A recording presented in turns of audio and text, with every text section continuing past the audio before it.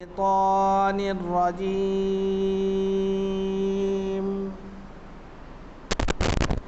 بسم الله الرحمن الرحيم.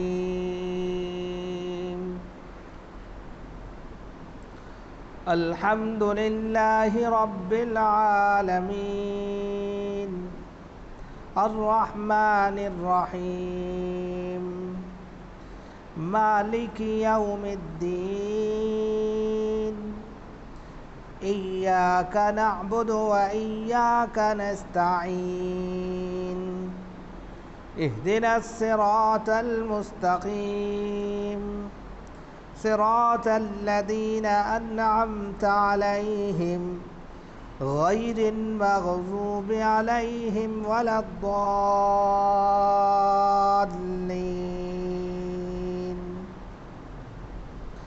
صدق اللہ العظیم. محترم بزرگ اور دوستو، دینی اور ایمانی بھائیوں، اللہ رب العزت کا شکر ہے، اس کا کرم ہے کہ اس نے ہمیں نماز عشاء کے ساتھ ساتھ درس قرآن میں بیٹھنے کی توفیق عطا فرمائی.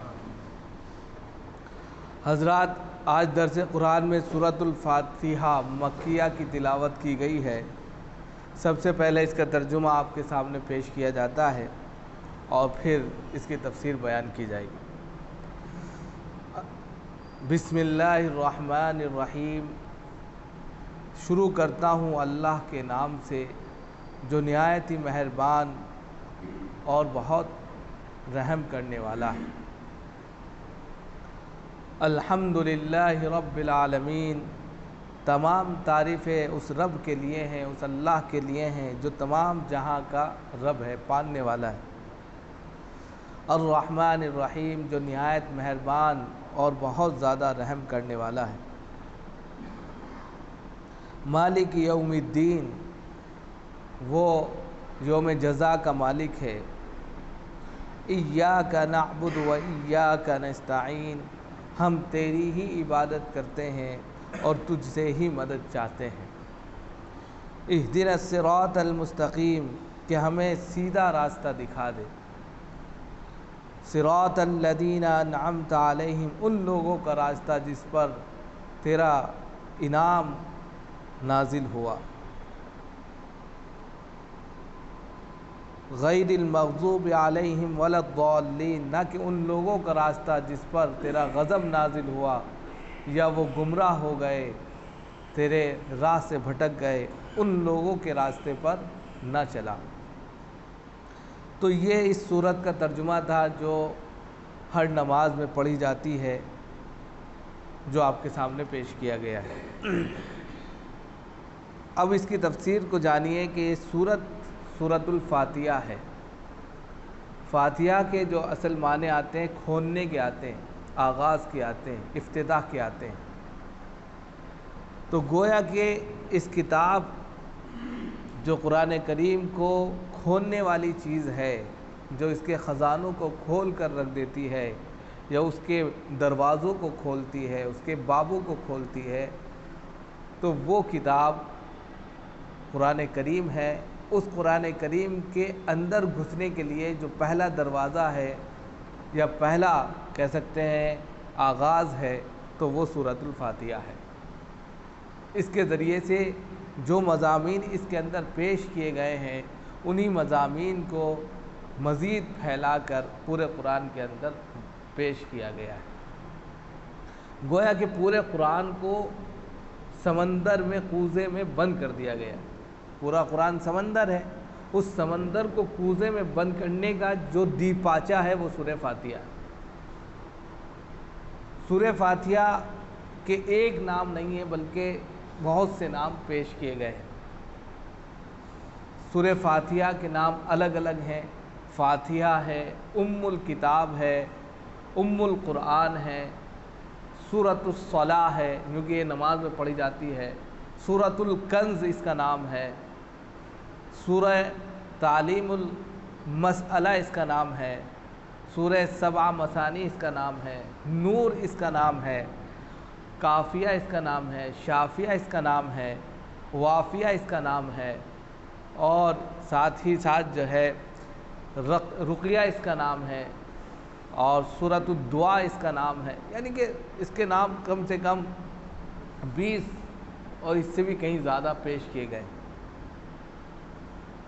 تو یہ جو سورت ہے بڑی زبردست سورت ہے۔ اگر ان کے ناموں پر ہی اگر گفتگو کی جائے، جو میں نے ابھی نام پیش کیے ہیں، جو صرف اس کے نام ہیں، تو کم سے کم ایک رات تو لگے۔ الگ الگ معنوں پر الگ الگ پورا بیان ہے۔ تفسیر بیضاوی صرف سورہ فاتحہ کے اوپر اتنا لمبا آرٹیکل لے کر آتی ہے، اور اس کے ناموں پر جو اس نے زبردست چیزیں پیش کی ہیں، انسان اگر ان کو سن لے، جان لے، اسی سے پتہ چل جائے کہ قرآن کیا ہے۔ لیکن وقت نہیں ہے کہ بہت ڈیپلی آپ کو اس دنیا میں لے جایا جائے، لیکن فی نفسی ہی اتنا سمجھا جائے کہ قرآن کا جو آغاز ہو رہا ہے سورہ فاتحہ سے، یہ قرآن کی پہلی سورت ہے، اور بالاتفاق تمام صورتوں میں پہلی ایسی صورت ہے جو مکمل طور پر نازل ہوئی ہے۔ یہ بھی یہ پہلی صورت ہے۔ اس سے پہلے سورہ علق کی آیتیں اتری، سورہ مزمل کی آیتیں اتری، سورہ مدثر کی آیتیں اتری، تو چند آیتیں اتری۔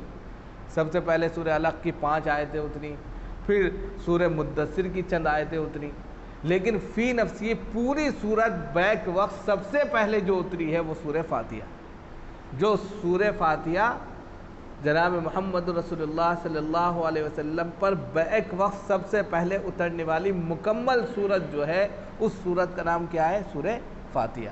اور یہ سورت قرآن کریم کے آغاز میں ہے، پہلے پارے میں ہے، یعنی اسی سے قرآن کریم کا آغاز ہوتا ہے۔ اس سورت کے اندر اللہ رب العزت نے بہت ساری چیزوں کو پیش کیا ہے، لیکن خاص طور سے اس سورت کو ڈیوائیڈ کیا ہے 2 چیزوں میں، خالق اور مخلوق میں۔ قبل اس کے کہ ہم خالق اور مخلوق کی بات کریں تو اس کو پہلے اس کے جو بنیادی چیزیں اس کو سمجھیے۔ سورہ فاتحہ جو ہے اس کتاب کا نام ہے، یعنی اس سورت کا نام فاتحہ ہے۔ فاتحہ کے معنی افتتاح، آغاز کے آتے ہیں۔ اس پوری سورت کے اندر 7 آیتیں ہیں اور 27 الفاظ ہیں، جو الفاظ ہیں وہ 27 ہیں، اور حروف جو اس کے اندر ہیں وہ 140 ہیں۔ یہ اس کے بنیادی فنڈامنٹلز ہیں جو انسان کو جاننا چاہیے کہ 140 حروف پر اور صرف 27 الفاظوں میں پورے قرآن کو پیش کر دینا، یہ خدا کی قدرت ہے اور کسی کی قدرت نہیں ہے۔ بہت بڑی بات ہے۔ مثال کے طور پہ ایک انسان صبح سے لے کے شام تک کی کہانی سناتا ہے اور ایک ہی لفظ میں کہہ دیتا ہے یہ ہوا، تو یہ جو ایک لفظ 2 لفظ میں جو بات کہی جاتی ہے وہ بہت ڈیپلی ہوتی ہے، بہت سوچ سمجھ کے کہی جاتی ہے۔ تو یہاں پر جو چیز پیش کی جائے گی، جو بتایا جائے گا، اس کو سمجھنے کی بہت اہم ضرورت ہے۔ یہ سورت قرآن کریم کی وہ سورت ہے جو نماز میں ہر شخص پڑھتا ہے، اور کہا جاتا ہے کہ اس کی نماز ہی نہیں ہوتی جس نے سورہ فاتحہ نہیں پڑھی۔ نماز کی اہم ترین رکن سورہ فاتحہ ہے۔ کافیہ، وافیہ، شافیہ جو کہا گیا وہ اسی بنیاد پر کہا گیا۔ وافیہ کیوں کہا گیا اس کو؟ کہ آپ سورہ فاتحہ کے علاوہ جو تلاوت کرتے ہیں، 3 آیتیں کر لی، ایک بڑی آیت پڑھ لی، چل جائے گا، نماز ہو جائے گی، لیکن پوری سورت کا پڑھنا، اس کی 1 آیت 2 آیتیں پڑھنے سے کام نہیں چلے گا، پوری سورت کی تلاوت کرنا ضروری ہے، اسی لیے اس کو وافیہ بھی کہا گیا۔ الگ الگ معنی ہے۔ 7 مثانی کا مطلب جو قرآن نے خود کہا، 7 مثانی کا مطلب ہوتا ہے 7 آیتیں۔ سورۃ الدعا کا مطلب یہ ہے کہ یہ پوری سورت ایک بہترین دعا ہے جو انسان اللہ کے سامنے دعا کرتا ہے۔ اب آپ کو معلوم ہوگا کہ نماز کے بعد میں باہر کے لوگ جو ہے دعا نہیں مانگتے۔ کیوں نہیں مانگتے؟ ارے خود نماز دعا ہے۔ سورۃ الدعا بھی ہے اس کا نام، اس سورت کا نام سورۃ الدعا ہے، اس لیے کہ یہ دعا ہے۔ اللہ سے آپ نماز میں جب کھڑے ہوتے ہیں دعا ہی تو مانگتے ہیں۔ اب دعا کیا مانگتے ہیں اس کو یہاں پر پیش کیا گیا. ایک خالق ہے یعنی اللہ ہے، ایک مخلوق ہے یعنی بندے ہیں. خالق اور مخلوق کے درمیان یہ سورت ڈیوائیڈ ہے 2 حصوں میں. 7 آیتیں ہیں، 7 میں 3.5 آیتیں اللہ نے اپنے لیے خاص کی ہیں اور 3.5 آیتیں بندے کے لیے خاص کی ہیں. بڑا حساب کتاب بالکل برابر رکھا. اللہ رب العزت نے اپنی وحدانیت کو، اپنی یکتائیت کو، ہر چیز کو بیان کیا پہلی 3.5 آیتوں کے اندر، اور پھر انسان کی جو ضروریات ہیں، انسان جو اپنے مالک اور خالق سے چاہتا کیا ہے، اس کو لاسٹ کی 3.5 آیتوں میں پیش کیا ہے. اس اعتبار سے یہ سورت اس طرف اشارہ کرتی ہے کہ ہم جو بھی کام کرنے جائیں، اگر ہم اس کتاب کو پڑھنے کا ارادہ رکھتے ہیں سچ معنی میں، تو ہم اللہ کے سامنے سجدہ ریز ہوں، ساتھ ہی ساتھ دعا کریں اللہ ہمارے لیے اس کا سمجھنا آسان فرما. یہ بھی اس کا ایک مطلب نکلتا ہے. مزید اللہ رب العزت نے اپنی بہت سی نشانیاں، بہت سی ایسی چیزیں جو اس دنیا میں ہر انسان دیکھتا ہے، اس کا نمونہ بھی پیش کیا ہے. صفت رحمان اور صفت رحیم کا بہترین نمونہ بھی یہاں پر پیش ہے. تو اس اعتبار سے کہ یہ سورت بڑی کامیاب سورت ہے، ہر انسان کو اس کو یاد رکھنا چاہیے، اس لیے کہ اگر یہ یاد نہیں ہوگی نماز نہیں ہوگی، نمبر 1. دوسرے، اگر کبھی کسی کو اوپر کوئی آصیب آ گیا، پریشانی آ گئی، مصیبت آ گئی، تو اس کو پڑھ کر دم کر کے اس کا پانی پینا یا پھونک دینا بھی باعث شفا ہے. اس لیے اس سورت کا ایک نام سورۃ الشفا بھی ہے. تو یہ بہت فنڈامنٹلز ہیں، میں اندر اس لیے نہیں گھسنا چاہتا کہ اسی میں پھر ہم رل جائیں گے. تو میں نے مختصراً روشنی ڈال دی ہے کہ ایک لمبا چوڑا اس کا بیان ہے جو صرف اس کے ناموں پر مشتمل ہے. مزید اب 3.5 آیتیں جو اللہ رب العزت کی طرف منسوب ہیں، اس میں بندہ سب سے پہلے اپنے رب کی کیا بیان کرتا ہے؟ حمد و ثنا بیان کرتا ہے، تعریف بیان کرتا ہے. اور اللہ کو یہ چیز بڑی پسند ہے. کہتے ہیں کہ جو شخص الحمدللہ کہتا ہے تو زمین اور آسمان کا جو خلا ہے وہ پورا نور سے بھر جاتا ہے. ایک دفعہ الحمدللہ کہنے سے اللہ کو یہ چیز بڑی پسند ہے. اسی طرح بسم اللہ سے اس کو شروع کیا گیا ہے. تو کھانے کے وقت، پڑھنے کے وقت، سونے کے وقت، یعنی کہ ہر اس کام کے وقت جس میں انسان کا کوئی عمل ایسا ہے جس میں برکت وہ چاہتا ہے، تو اس کو بسم اللہ پڑھنی چاہیے. اور کھانے کے بعد، یعنی کہ ہر اس عمل کے بعد جس کے بعد اس سے شکر ادا ہوتا ہو، تو الحمدللہ کہنا چاہیے. تو یہ یہاں پر سلیقہ بھی بتا دیا کہ کسی کام کے شروع میں بسم اللہ سے آغاز کرو اور اختتام پر پھر الحمدللہ کہو، تاکہ اس کی قوت اور طاقت تمہیں اور مزید جو ہے عمل کرنے پر جو ہے آسانی پیدا کرے. اب یہاں پر سب سے پہلے جو ہے اس میں بہت سے اختلاف بھی ہیں، وہ میں یہاں پیش نہیں کروں گا. یہ سورت جو ہے بسم اللہ الرحمن الرحیم سے شروع ہے، تو کچھ لوگوں نے کہا ہے کہ بسم اللہ سورت کا حصہ ہے، اور کچھ لوگوں نے کہا ہے کہ بسم اللہ سورت کا حصہ نہیں ہے.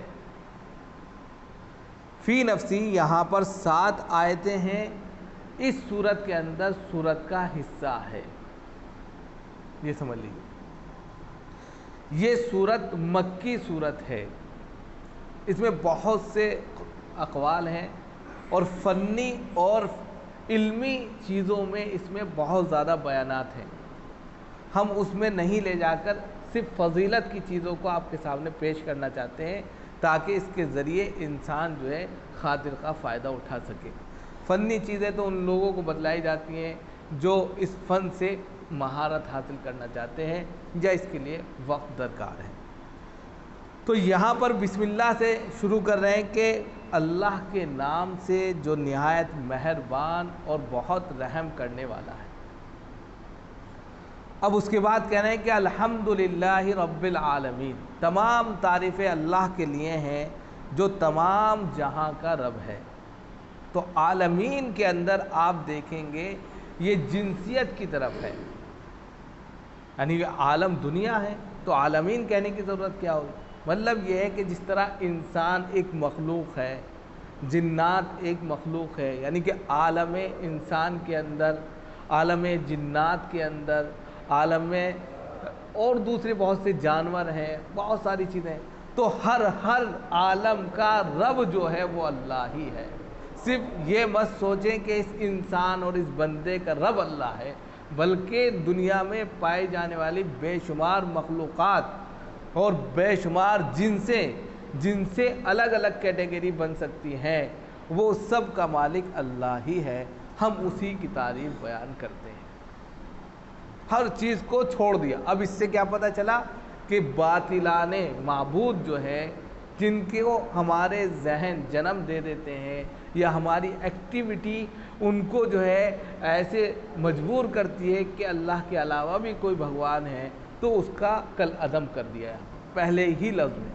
تو گویا کہ نماز میں کھڑا ہوتا ہی انسان سب سے پہلے تمام معبودان باطل کو، تمام باطلیں معبودات کو نگلیکٹ کرتا ہے، ہر اعتبار سے چھوڑ دیتا ہے کہ ہم کسی بھی طریقے سے دوسرے کسی معبود کی پوجا پاٹ نہیں کرتے۔ یہ صاف طور پر پہلی آیت میں آ گیا، الحمدللہ رب الرحمن الرحیم۔ یہ دونوں معنی بڑے وسیع ہیں۔ الرحمن کا مطلب جو ہوتا ہے وہ نہایت مہربان، تو یہ وسیع پیمانے پر لفظ ہے رحمان۔ اگرچہ رحمان اور رحیم کا جو مادہ ہے وہ ایک ہے، لیکن ان کا جو مطلب ہے وہ الگ الگ ہے۔ رحمان اس کو کہتے ہیں جس کی صفت مہربانیت دنیا میں بھی سب کے لیے عام ہے اور آخرت میں بھی عام ہے۔ بلکہ یہ کہیے کہ صفت رحمان دنیا کے لیے خاص ہے اور صفت رحیم آخرت کے لیے خاص ہے۔ صفت رحمان میں چاہے ہندو ہو، چاہے مسلمان ہو، چاہے کافر ہو، چاہے مسلم ہو، کسی بھی دھرم سے تعلق رکھتا ہو، اس میں اللہ رب العزت نے کوئی کیٹیگری نہیں کی، بلکہ اللہ کی رحمت اور اللہ کی مہربانیت سب پر بے شمار برستی ہے اس دنیا کے اندر۔ تو صفت رحمان میں چاہے وہ اللہ کا انکار کرتا ہو، چاہے اللہ کو تسلیم کرتا ہو، اس کے سامنے آ کر جھکتا ہو، دونوں کو برابر طریقے سے اللہ نوازتے ہیں، ورنہ یہ ہوتا کہ کافر کو دیتے ہی نہ۔ لیکن صفت رحمان کی بنیاد پر بے شمار طریقے سے اللہ رب العزت سب کو دے رہا، چاہے وہ کوئی بھی ہے۔ لیکن صفت رحیم جو ہے، رحم کرنے والا، یہ صفت رحیم جو ہے یہ آخرت کے لیے اور خاص طور سے مومنوں کے لیے، ان مومنین بندوں کے لیے جو دنیا میں اللہ کی تعلیمات کی روشنی میں، جناب محمد رسول اللہ صلی اللہ علیہ وسلم کی شریعت کی روشنی میں زندگی گزارتے تھے، ان زندگی گزارنے والے لوگوں کے لیے کل اللہ رب العزت صفت رحیم سے جنت میں آخرت میں فیصلہ فرمائے۔ وہاں پر کسی کافر کے لیے کوئی رحم کا معاملہ نہیں ہوگا۔ تو یہاں پر دونوں بات کہہ دی، جو نہایت ہی مہربان، یعنی دنیاوی اعتبار سے تمام مخلوق پر، چاہے وہ اللہ کو مانتا ہو یا نہ مانتا ہو، ہر اعتبار سے وہ مہربان ہے اور نہایت ہی رحم کرنے والا ہے، یعنی اپنے مومن بندوں پر جب آخرت میں سزا اور جزا کا پورا دربار سجا ہوگا تو اس وقت وہ مومنوں پر رحم فرمائے گا اور ان کو اپنے رحم و کرم سے جنت میں بھیج دے گا۔ یہ ہے۔ اس کے بعد کہنے کہ مالک یوم الدین، کہ وہ رب جو ہے جس کی ہم تعریف کر رہے ہیں وہ چھوٹا موٹا نہیں ہے، یوم جزا کا مالک ہے، یعنی قیامت کے دن کا وہ مالک ہے، بادشاہت ہے۔ اللہ رب العزت خود کہیں گے آج کی بادشاہت کس کی ہے؟ یعنی کہ سب سے بڑی بادشاہت کس کی ہے؟ دنیا میں چھوٹے چھوٹے بادشاہ، چھوٹے چھوٹے حاکم، چھوٹے چھوٹے منتری، چھوٹے چھوٹے جو ہے پردھان منتری کہہ سکتے ہیں، MP, PM, CM, یہ سارے کے سارے جو ہیں وقتی طور پر ہیں، ایک وقت ہے اس کے بعد ختم ہے۔ لیکن اللہ رب العزت کی ذات احکم الحاکمین ایک ایسی ذات ہے کہ جو ہمیشہ ہمیشہ کے لیے ہے۔ کل قیامت کے دن اللہ رب العزت جب پورے دربار لگا کر قیامت کا منظر پیش ہو رہا ہوگا، اس وقت کہیں گے کہ اب بتاؤ سب سے بڑی بادشاہت کس کی ہے؟ سب تو ختم ہو گئے، اللہ ہی کی بادشاہت بچے گی۔ تو اسی لیے کہا کہ وہ یوم جزا کا مالک ہے، جس دن کسی کی بادشاہت نہیں رہے گی، کوئی بھی جو ہے اپنے آپ کو منتری سنتری کچھ نہیں کہے گا، کسی بھی طرح کا کوئی زور اور جبر نہیں ہوگا، وہاں صرف اللہ کی لاٹھی میں آواز ہوگی، تو وہ اس دن کا مالک ہے۔ اور جو اتنے بڑا دن کا مالک ہو، بادشاہ ہو، تو وہ چھوٹی موٹی ہستی نہیں ہے، بہت بڑی ہستی ہے۔ اب اس کے بعد 3 آیتیں ہو گئیں، اس کے بعد کہہ رہے ہیں ایاک نعبد، یہاں 3.5 آیتیں ہوتی ہیں۔ ایاک نعبد، ہم تیری ہی عبادت کرتے ہیں، یعنی کہ اب ہم جو پوجا کر رہے ہیں، ہم جو عبادت کر رہے ہیں، ہم جو بندگی کر رہے ہیں، تو ہم چھوٹے موٹے ایشور بھگوان کی نہیں کر رہے ہیں۔ یہ ان لوگوں کو بتلانا تھا جو 360 دیوی دیوتاؤں کو کعبۃ اللہ میں رکھ کر پوجا پاٹ کرتے تھے۔ خانہ کعبہ میں 1 2 نہیں، کتنے بت تھے؟ 360 انہوں نے بت رکھے ہوئے تھے اور ان کی پوجا پاٹ میں لگے ہوئے تھے۔ تو ان کفار مکہ کو سمجھانا یہاں پر ہے کہ ہم اس رب کی عبادت کرتے ہیں، یعنی کہ ہم تیری ہی عبادت کرتے ہیں، مطلب اس رب کی عبادت کرتے ہیں جو تمام جہاں کا مالک ہے، جو رحمان بھی ہے اور رحیم بھی ہے، اور ساتھ ہی ساتھ sustainer of the day of judgment ہے، یعنی یوم جزا کا مالک ہے۔ اس کی ہم عبادت کر رہے ہیں، یہ چھوٹے موٹے نہیں کہ اپنے ہاتھوں سے بنا دیا تم پوجنے پاٹنے لگی۔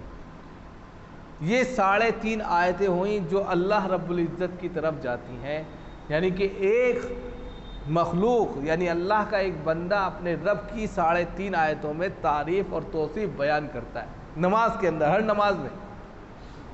اور جب اللہ کی تعریف اور توصیف بیان کرتا ہے اور پھر اپنی حاجات کا سوال کرتا ہے۔ آپ نے دیکھا ہوگا دنیا میں بھی کہ اگر آپ کی ضرورت کسی سے وابستہ ہے تو پہلے آپ اس کی تعریف کریں گے، پھلا دیں گے اس کو، خوب تعریف کریں گے، یہ ہے وہ ہے، اور پھر اپنی ضرورت کا سوال کریں گے۔ لیکن اللہ رب العزت نے یہاں پر انسان کو بہت ہی اچھا طریقہ اور سلیقہ بتلا دیا کہ پہلے اس رب کی توصیف اور حمد بیان کرو جس کے سامنے تم مطالبہ کر رہے ہو، تم سوال کرنے جا رہے ہو، تاکہ تمہیں لگے کہ وہ ہستی ایسی ہے کہ میرا کام بنا دے گی۔ اگر آپ کے ذہن میں پہلے تھا نا کیا بنائے گا، خود یہ جو ہے ایسا ہے، ہمارا کیا کام بنائے، تو آپ اس کو پوچھیں گے بھی نہیں۔ تو یہاں پر 3.5 آیتیں اللہ کے لیے۔ اب یہیں تھے وَإِيَّاكَ نَسْتَعِينُ، سب سے پہلے ہم تجھ سے ہی مدد چاہتے ہیں۔ انسان کی سب سے بڑی ضرورت کیا ہے؟ مدد ہے۔ دکھ تکلیف ہو، روپیہ پیسہ ہو، مالی حالت ہو، کوئی بھی کنڈیشن ہو، سب سے پہلے وہ مدد چاہتا ہے۔ دشمن کے مقابلہ ہو یا جو ہے کسی بھی طرح سے کوئی بھی حالت ایسی ہے جس میں انسان جو ہے پریشان ہے، تو وہ چاہتا ہے کہ میری کوئی مدد کر دے۔ تو سب سے پہلے حمد و ثنا کے بعد اللہ سے جو مطالبہ بندہ کرتا ہے وَإِيَّاكَ نَسْتَعِينُ، ہم تجھ سے ہی مدد چاہتے ہیں اللہ، تیرے علاوہ کوئی مددگار نہیں ہے۔ انسانوں سے ہم نے خوب مدد مانگ لی اور انسانوں کے پاس جا جا کر ہم نے جو ہے خوب جھولیاں پھیلا دی، لیکن وہ جو ہے مطلبی لوگ ہوتے ہیں، مطلب کے لیے کام کرتے ہیں۔ تو ایک ایسا رب ہے، تو ایک ایسا ہمارا پروردگار ہے، پالنہار ہے کہ تو کسی کی طریقے سے کوئی رشوت نہیں لیتا، بس تجھ سے جو مدد چاہتے ہیں تو ان کی چپکے سے مدد کر دے، پتہ بھی نہیں چلتا۔ وَإِيَّاكَ نَسْتَعِينُ، ہم تجھ سے ہی مدد چاہتے ہیں۔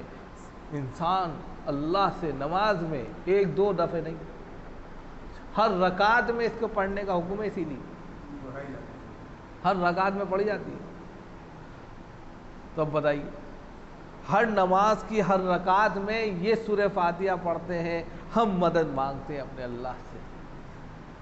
اگر فی نفسی ہم یقین اور پورے کلی طور پر توکل کے ساتھ میں اللہ سے مدد چاہیں تو فرشتے نازل ہو جائیں۔ ہم ترجمہ ہی نہیں سمجھتے، ہم مطلب ہی نہیں سمجھتے ہم کیا پڑھ رہے ہیں۔ تو اس کی بنیاد پر جب تک انسان غافل ہوتا ہے، کہتے ہیں کہ جس وقت دعا مانگتا ہے انسان، اگر وہ حاضر اور ناظر ہوتا ہے تو اللہ اس کی دعا کو قبول کرتے ہیں، اور اگر وہ غافل ہوتا ہے تو دعا قبول نہیں ہوتی۔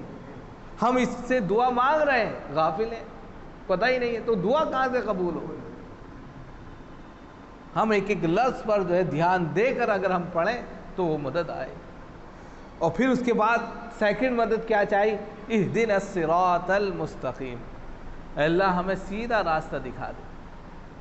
جب تک سیدھا راستہ نہیں دکھائیں گے تو تیری مدد نہیں آ سکتی، جو کہ جناب محمد رسول اللہ صلی اللہ علیہ وسلم کا جو راستہ ہے وہ راستہ ایسا راستہ ہے جس پر چل کر جو ہے تیرے بے شمار انعام اور اکرام اترے ہیں۔ تو سیدھے راستے کی طرف، یعنی جس سے تو خوش ہوتا ہو، جس سے تیری خوشنودی حاصل ہو جاتی ہو، جس پر چل کر جو ہے تیری رضا جوئی حاصل ہوتی ہو، اس راستے کی ہمیں ہدایت فرما دے۔ راستے تو بہت ہیں، پگڈنڈیاں بہت ہیں، کسی پر بھی انسان جا سکتا ہے، لیکن ہو سکتا ہے کہ وہ راستے ایسے ہوں کہ ان دلدلوں میں پھنس کر ہم دنیاوی جھمیلوں میں پھنس کر جو ہے اپنی آخرت کو تباہ کر لیں۔ ہمیں وہ راستہ دکھا جس سے ہماری دنیا بھی اچھی ہو جائے اور آخرت بھی بن جائے۔ یہ سوال، دوسرا سوال کتنا اہم ہے؟ پہلی مدد، دوسرے وہ راستے جس سے دنیا بھی بنتی ہو اور آخرت بھی سنورتی ہو، اور پھر مزید اور کیا کہا؟ صراط الذین انعمت علیہم، ان لوگوں کا راستہ دکھا جس پر تیرا انعام اترا۔ انعام اترنے والے کون لوگ ہیں؟ صلحاء ہیں، شہداء ہیں، انبیاء ہیں، پیغمبر ہیں، پیمبر ہیں، رسول ہیں، یہ سارے کے سارے وہ لوگ ہیں جو اس دھرتی پر آئے، اللہ کے بتائے ہوئے طریقے پر زندگی گزار کر گئے۔ اللہ نے بے شمار ان پر انعام اور اکرام اتارے کہ رضی اللہ عنہم ورضوا عنہ، اللہ ان سے خوش ہو گیا اور وہ اللہ سے خوش ہو گیا، بے شمار۔ تو صدیقین اس میں آ جائیں گے، شہداء اس میں آ جائیں گے، صلحاء اس میں آ جائیں گے، اور اسی طریقے سے جو ہے انبیاء اور رسول اس میں آ جائیں گے جن پر اللہ کا انعام اترا۔ اور مزید اللہ سے آپ دعا بھی مانگ رہے ہیں کہ ہمیں ایسے لوگوں سے بچا لے جن کے اوپر تیرا غضب نازل ہوا۔ یہ بتا دیا، صراط الذین انعمت علیہم غیر المغضوب علیہم ولا الضالین، ان لوگوں کے راستے پر مت چلا جن پر تیرا غضب اترا جب وہ گمراہ ہو گئے اور پھر تیری مار ان پر پڑی۔ اب یہاں پر غیر المغضوبی سے مراد جو ہے یہود ہیں۔ مغضوبی سے مراد کون ہے؟ یہود ہیں، حضرت موسیٰ کے ماننے والے، اور ولا الضالین سے مراد نصارہ ہیں، حضرت عیسیٰ کے ماننے والے۔ ان لوگوں نے کیا کیا؟ یہودیوں نے کیا کیا؟ حضرت عزیر کو اللہ کا بندہ بنا دیا، اللہ کا بیٹا۔ یہودیوں نے اللہ کا بیٹا حضرت عزیر کو بنا دیا اور حلال اور حرام میں کوئی تمیز نہیں کی، بس جیسا چاہا جس طرح چاہا، اور مزید جو ہے توریت میں خوب زیادہ تبدیلیاں کر دی اپنے مطابق۔ تو اللہ کا غضب ان پر اترا۔ اسی طرح ولا الضالین میں گمراہ کون لوگ ہو گئے؟ حضرت عیسیٰ کے ماننے والے، یعنی نصارہ۔ نصارہ نے کیا کیا؟ حضرت عیسیٰ کو اللہ کا بیٹا مان لیا۔ نصارہ نے کیا کیا؟ حضرت عیسیٰ کو اللہ کا بیٹا مان لیا کہ یہ اللہ کے بیٹے ہیں۔ انہوں نے کہا تھا قال انی عبد اللہ آتانی الکتاب وجعلنی نبیا، انہوں نے کہا میں اللہ کا بندہ ہوں، انہوں نے کہا یہ اللہ کا بیٹے ہیں۔ وہاں انہوں نے عبد کا مطلب بیٹا نکال لیا، وہاں عبد کا مطلب جو ہے بندہ تھا۔ عبدہ ورسولہ، ہر جگہ سبحان الذی بیسری بعبدہ من المسجد، ہر جگہ عبد کا مطلب بندہ ہوتا ہے، انہوں نے اس کا بیٹا نکال لیا۔ تو یہودیوں نے بھی حضرت عزیر کو بیٹا بنایا، اور نصارہ نے بھی حضرت عیسیٰ کو اللہ کا بیٹا گردان کر دیا، جس کے نتیجے میں یہ لوگ گمراہ ہوئے۔ گمراہ ہونے کے بعد اللہ کی لعنت اور پھٹکار اور غضب ان کے اوپر اترا۔ اور دوسری چیز جو تھی، انہوں نے اللہ کی بتائی ہوئی تعلیمات اور اس کے حلال اور حرام کردہ جو اصول تھے ان میں جو ہے خرد برد کر دیا۔ یعنی انہوں نے انجیل کے اندر، نصارہ نے انجیل کے اندر اپنی من گھڑت کہانیاں پیدا کر دی۔ تو اللہ کا ان کے اوپر لعن الذین کفروا من بنی اسرائیل علی لسان داؤد، یہاں پر لعنت حضرت داؤد کی زمانے کی گئی۔ تو مطلب یہ ہے کہ اللہ رب العزت نے یہودیوں پر اور نصارہ پر جس طریقے سے پھٹکار کی اور جس طریقے سے ان کے اوپر اللہ کا غضب نازل ہوا اور وہ گمراہ ہو گئے اور رائے ہدایت سے ہٹ گئے، اے اللہ ان لوگوں کے راستے سے ہمیں بچا کر سیدھا وہ راستہ دکھا جو تیری منزل تک پہنچتا ہو اور تیری رضا جوئی کے لیے کارآمد ہو، لہذا اس راستے پر ہمیں لگا دے۔ یہ چند دعا تھی جو اس کے اندر پیش کی گئی۔ یہ 7 آیتیں ہیں، اگر انسان ان کو پڑھے اور پڑھ کر اپنے اوپر دم کر لے تو اس سے شفا ہے، اس سے مدد چاہے تو مدد ملتی ہے، مصیبت اور پریشانی کے وقت اس کو پڑھے تو اللہ کی مدد حاصل ہوتی ہے۔ تو اس کی بے شمار برکتیں ہیں۔ اس کا چھوٹا سا خلاصہ اور چھوٹی سی تفسیر آپ کے سامنے پیش کی گئی ہے۔ اللہ تعالی ہم سب کو عمل کی توفیق و نصیب فرمائے۔